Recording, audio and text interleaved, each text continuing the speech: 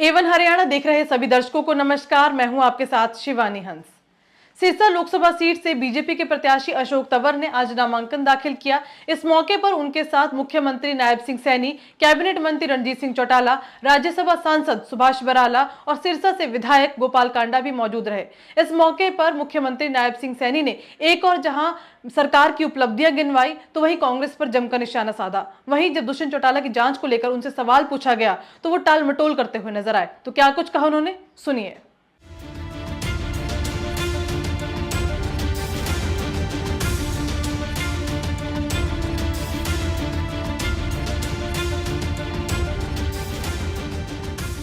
पिछले चुनाव में राहुल गांधी ने राजस्थान के चुनाव के अंदर अंतिम समय में मंच के ऊपर खड़ा होकर के बोला था कि हम किसानों का कर्जा माफ कर देंगे, हमें वोट दें। वो बात में आए, उन्होंने वोट दिया, झूठ बोल दिया और उसका दुष्परिणाम वहाँ के किसान के ऊपर पड़ा।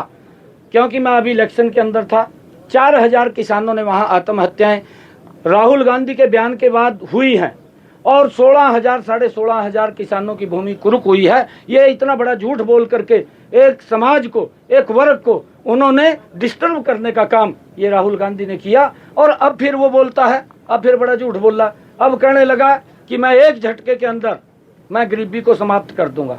अरे अपने पूर्वजों की तरफ देखना चाहिए। अपनी दादी की कार्यकाल जो 1970 के दशक की मैंने बात की है, उन्होंने गरीबी हटाओ की बात कही थी और इनके पिताजी ने कहा था कि मैं 1 रुपया दिल्ली से भेजता हूँ और सिरसा में जा करके वो 15 पैसे रह जाता है, वो 85 पैसे किसकी जेब में जाते थे, ये इसने नहीं पता किया।